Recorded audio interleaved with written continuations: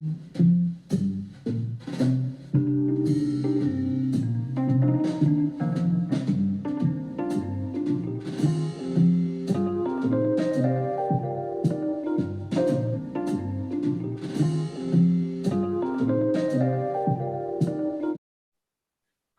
this is Regina Davis, NARUC's Director of Communications, and today for our sponsor spotlight, we are pleased to chat with Anterix Senior Vice President of Strategic Development, Alice Moy Gonzalez, and Ellen Katz, Vice President of Utilities for Tilson. Welcome. Thank you both for joining us today. Thank you. And let's start with you, Alice. Can you give us a brief description of your role at Anterix? Absolutely, Regina. And first of all, thank you. And thank you for NARUC to be able to speak with you today. So I'm the Senior Vice President of Strategic Development at Anterix. I've been with the company about 5.5 years, but my focus over the past 15 years has been working with utilities in developing their telecom strategies. So Anterix is the largest holder of 900 megahertz spectrum. And utilities today are looking at leveraging that spectrum to build out their private networks. In fact, there are over 15 utilities that we're working with right now that are evaluating their private LTE needs. And most of those needs are really focused on how private networks is going to support their grid modernization, distributed energy resources, integrated clean energy. When we're focused on this type of opportunities for leveraging these networks, we often get the question, how could these networks also facilitate broadband deployments? How could it be done and why should it be done? So my role at Anterix is really building out partnerships that focuses on what the utilities' needs are. So hence we're here today and we're partnered with Ellen to talk about this topic.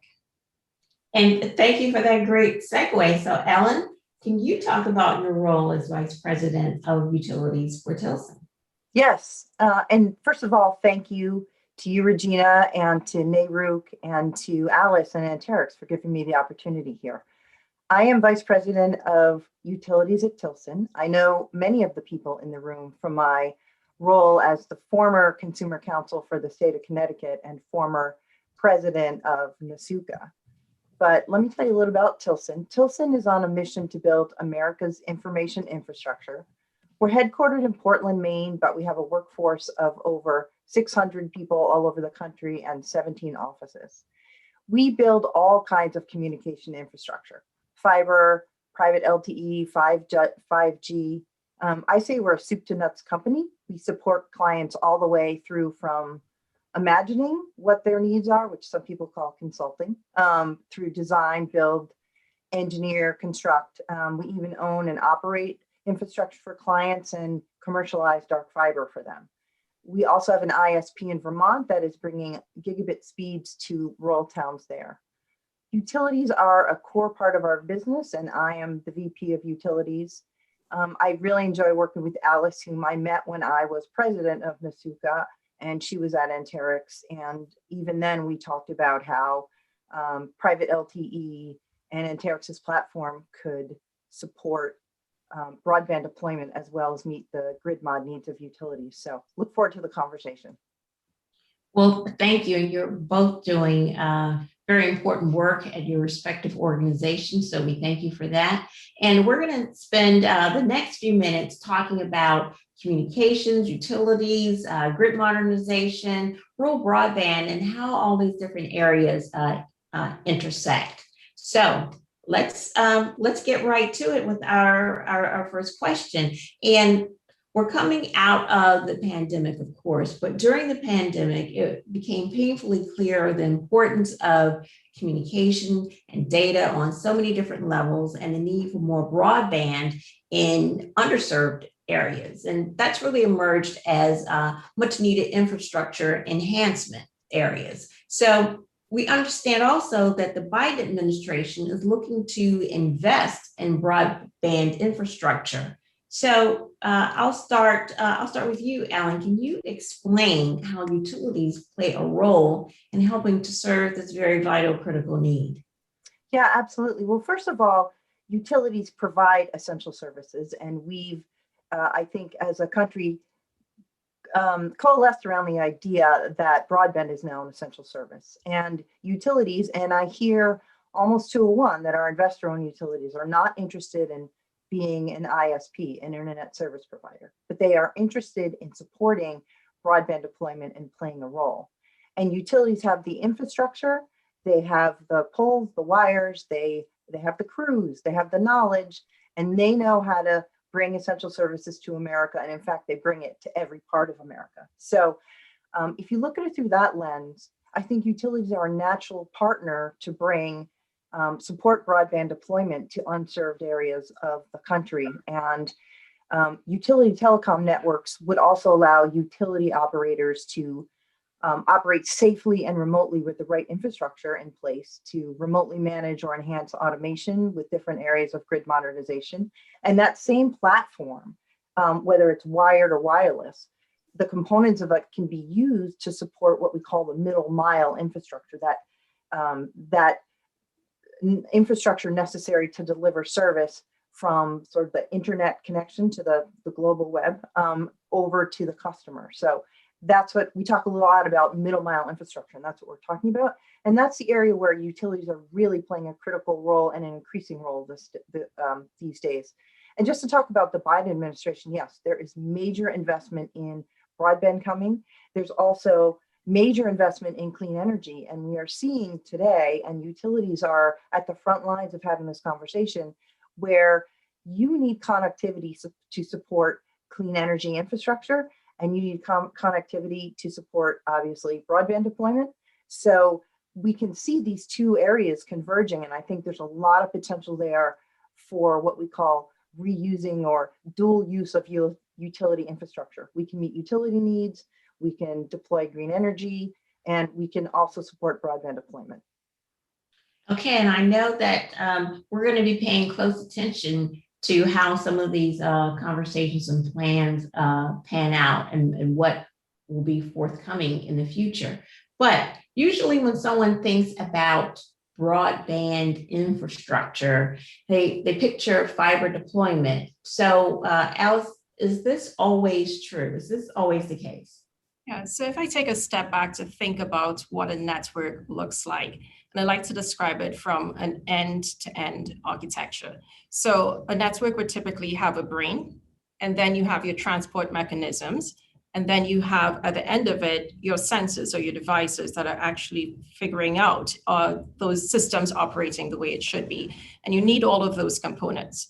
With respect to a network, a telecom network, we have what Ellen had described as a middle mile component, and you also have the last mile. The last mile component is what typically delivers services to the end user, whether it's a utility or it's a customer.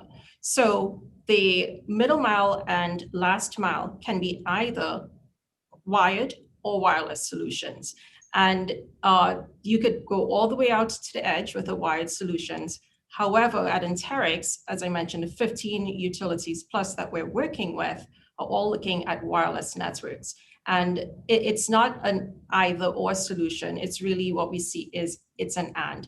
There's some cases where wireless technologies really supports the use cases, right? If you think about it, the moment that you step out of a plugged in area, you have one of these in your hands. Utility workers also have these mobile type applications that the versatility of wireless really affords you the connectivity that you need. So you have the options to do both.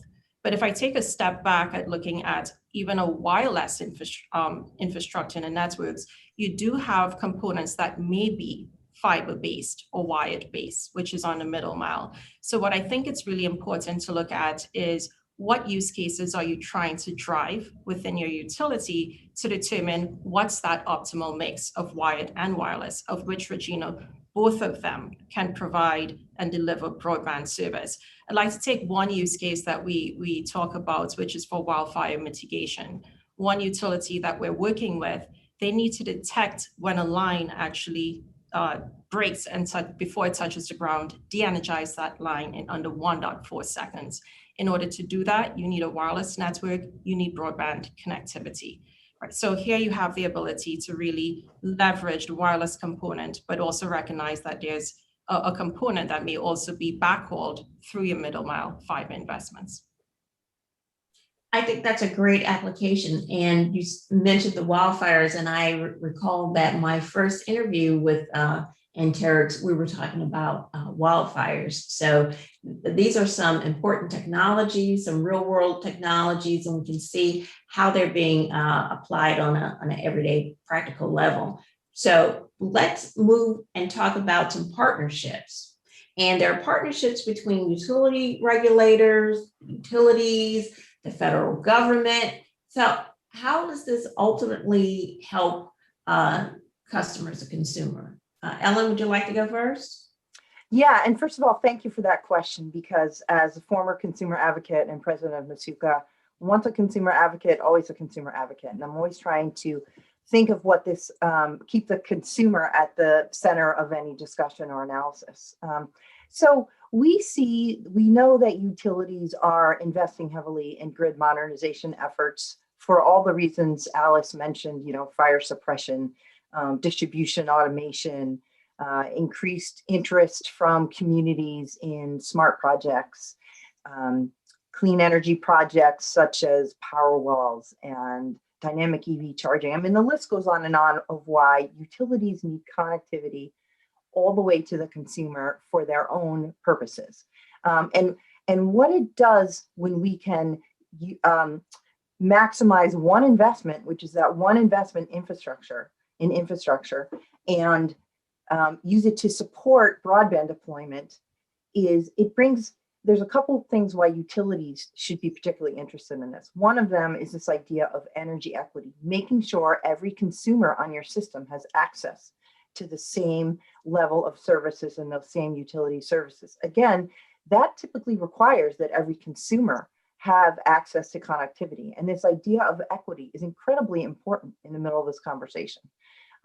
And with respect to other consumer benefits, if we can use that same infrastructure to provide and support broadband deployment, we are maximizing the cost of that, maximizing the value of that consumer investment. We are able to stretch the public dollars that ultimately are being poured into this industry for that last mile project.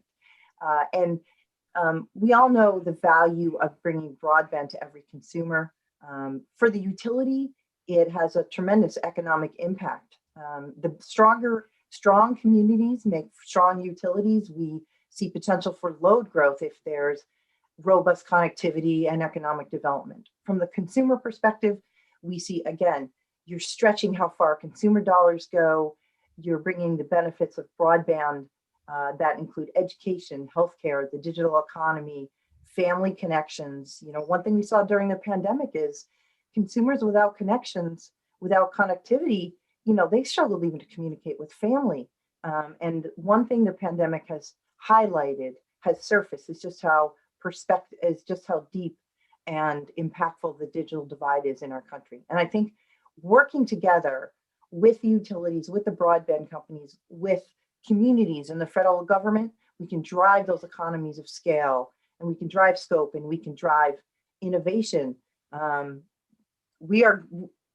investments we're making now are going to support innovation that we haven't even thought of yet. So this is also an investment very much in the future and future technologies. All these benefit consumers. Sorry. Right. Of course. And thank you for that perspective. And of course, as you said, once you're a consumer advocate, you always carry that passion and that understanding of the consumer's perspective. So Alice, do you want to chime in on the benefits of having that partnership among regulators, utilities, and the federal government? Absolutely. I'd like to build on some of the things that Ellen said that really comes from partnership and collaboration. What I've learned in my journey with the utilities is that it is an industry of sharing lessons learned, best practices, good stories, and even challenges. So with that, what we've seen is private networks is not new to utilities. But what is new is being able to recognize that you could leverage standards-based technology to support your needs of today, but also think about what's coming. What type of challenges or pressure points will be coming on the grid, which may be a result of growth. So if you think about FERC 2222 and the integration safely of distributed energy resources and providing transactive solutions to your customers, how are you making that possible? What we found is that in the past, there were many proprietary solutions that utilities will build to support their needs. So as a result, they would have had individual about 12, 15, 20 disparate networks. And I'm talking about different customers that we're working with, which is really challenging to manage. So what they're looking at right now is being able to leverage the partnership with industry leaders, innovators in this space, right? Understanding how they could fund these programs to ultimately bring the best set of solutions in a safe and reliable manner to their customers. So sharing these lessons learned is really important. Being able to have more voices in the industry, leveraging this technology gives the utilities scale, and that is going to allow for future growth over time. Okay, so what states and utilities do the two of you see making strides in this area, and what can we learn from them? Yeah, let me answer your question. We'll start with the states, right? So I think we have to talk about Mississippi and Commissioner Brandon Presley, who is one of the leaders in this space. And Commissioner Presley, former NARUC president, Commissioner Presley, has been a big believer, as I am, that we need to look at how we can use utility infrastructure to also support broadband deployment. He came up with one of the first orders in the country, I think the first, directing his utilities to work with internet service providers to see what they could do to deploy fiber. And I think I had a conversation with him recently in which he said, no utility should bring a grid modernization project to a commission without also talking about how that infrastructure can be used for broadband deployment, because we need to address the digital divide, and we need to maximize that consumer investment. As far as other states, we have seen Virginia and West Virginia have made great strides. They, in the last couple of years, passed legislation enabling and really sort of asking their utilities to deploy middle mile infrastructure to support rural broadband deployment. We see other states moving into the space, especially with respect to addressing questions around use of easements for broadband deployment. And with respect to the utilities out there, Southern's really been one of the first. They have been on the leading edge in their various subsidiaries and with their Southern Link product about broadband deployment, bringing consumer broadband to their constituents. As Alice mentioned, we now see Ameren obviously on the leading edge. Dominion, AEP, First Energy are all companies that are working in Virginia, West Virginia. We see Green Mountain Power in Vermont, all making steps to support broadband deployment through a variety of innovative models. And I really want to press on that point that we can learn from each other. Rural broadband deployment can be hard, it can be expensive, it can be time consuming, and we don't need to reinvent the wheel. We need to learn from and support each other. And there is so much energy, no pun intended, in this industry around that issue. So I'm excited to have this conversation, and I'm excited to see where the industry continues to move in this area. Thanks, Ellen, and also thank you for giving a nod to our immediate past president, Presley, who was instrumental in developing NARUC's task force on broadband. So we're very pleased with that, and we're very pleased with the work that task force has been undertaking. So, as a final question, we know that it's important for utilities and commissioners to leverage their collective voices on this path forward. So are there any items or issues that are coming up in the future, in the near future, that our members and others in the audience should be aware of? What's on the horizon, in other words? Absolutely, Regina. I'm happy to talk about a collaboration that Ellen and I are working on right now. So as Anterix is really focused on working with our utility partners to develop their grid modernization needs on private networks, when we get the question about how could we leverage a common set of infrastructure to also close the digital divide? How could it be done? Why should it be done? Right? We think it's really important to hear the voices, the collective voices of some folks that are at the beginning of their journey and other folks that are actually further along, whether they have to figure that out from a technology development, from a business case standpoint, or what type of regulatory or legislative needs would be required. So the concept came up when I was speaking to one utility in the Midwest that said, what would be really great is to have a paper that would allow other utilities to coalesce around, that helps them describe this model in a playbook form, that they could share those lesson learned with other utilities. So from that, the concept of a utility broadband playbook was developed. And I thought, who else should I call that's really passionate about this topic than Ellen Katz, to really talk to different utilities and talk to different organizations and individuals that are focused on this topic. So whether it's the utilities themselves, it's ISPs, or the regulators that are understanding how this would ultimately deliver enhanced services to the customers that the utilities are driving. So we're really excited about this playbook that we're putting together. We expect it to be done and published in August of this year. So Ellen, is there anything else you'd like to say about that playbook? Yeah, I mean, I just want to echo what you said, Alice, and again, express my enthusiasm for this project. It's framed as a playbook because we wanted it to provide a high-level, actionable bits of information that really lay out the path for utilities that are looking at this issue, and also talk about what's been done to date. And it'll all be in a fairly short, hopefully very readable document that includes perspectives from thought leaders in this industry.